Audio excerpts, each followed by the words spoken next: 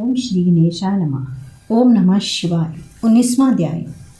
महादेव जी द्वारा ब्रह्मा एवं विष्णु को वर प्रदान करना तथा उमा महेश्वर पूजन के रूप में लिंग पूजन की परंपरा का प्रारंभ।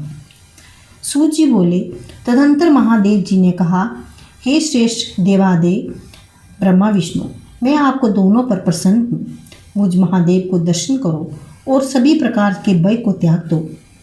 आप दोनों महाबली देवता पूर्व काल में मेरे शरीर से उत्पन्न हुए थे। संपूर्ण लोकों के पितामह ये ब्रह्मा भी मेरे दक्षिण दाएं अंग से विश्वात्मा तथा हृदयोदव ये विष्णु मेरे बाएं अंग से उत्पन्न हुए हैं। मैं आप दोनों पर अत्यंत प्रसन्न हूँ। अतएव जितेच वर मांगो, मैं उसी सभी दूंगा, भी दे दूंगा। इतना कहकर कृपा निधि परमेश्वर महादेव ने अपने दोनों सुंदर हाथों में प्रतिपूर्वक उन विष्णु का स्पर्श किया। तब लिंग में विराजित तथा लिंगे देश शून्य स्वेच्छा से विग्रह धारण करने वाले महेश्वर को प्रणाम करके प्रसन्न मन से नारायण विष्णु ने कहा, यदि आप हृदय में हमारे प्रति भाव उत्पन्न हुआ है और यदि हमें वरदान देना चाहते हो तो यही वर दीजिए कि आपके प्रति हम दोनों का सदा दृढ़ भक्ति बनी रहे।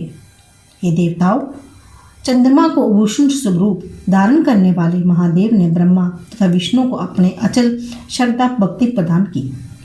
पुनः जमीन पर घुटना टेक कर प्रणाम करते हुए इंद्रजयित नारायण विष्णु ने साक्षात विश्वेश्वर महादेव से अत्यंत मधुरता से कहा, हे देव देवेश, हम दोनों का ये विवाह तो अत्यंत मंगलकारी सिद्ध हुआ, क्योंकि हम दोनों इसी विवाद को समाप्त करने के निमित्त आप यहाँ प्रकट हुए हैं। उनका ये वचन सुनकर भगवान शंभु ने दोनों हाथ जोड़कर तथा सिर झुकाकर प्रणाम करते हुए वहां स्थित विष्णु से मुस्कुराकर पुनः कहा।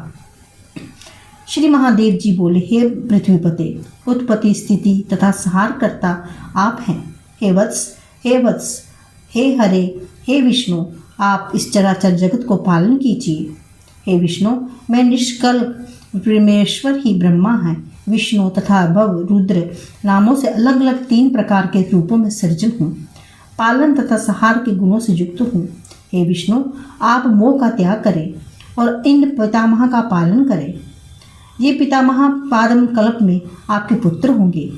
उस समय आपके पुत्र रूप में कमलोदव ब्रह्मा दोनों लोग मेरे दर्शन प्राप्त करोगे। ऐसा कहकर वे भगवान महादेव वहीं अंतर्ध्यान हो गए। उसी समय लोकों में शिवलिंग के पूजन की प्रसिद्धि व्याप्त हो गई। लिंग वेदी के रूप में महादेवी पार्वती तथा लिंग रूप में साक्षात महेश्वर प्रतिष्ठित रहते हैं। हे देवताओं, समग्र जगत को अपने में लय करने के लिए कारण ये लिंग कहा गया है। जो विप्र शिवलिंग के समक्ष लिंग आख्यान का प्रतिदिन पाठ करता है वो शिव तत्व को प्राप्त होता है। इसमें किसी भी प्रकार का संदेह नहीं करना चाहिए।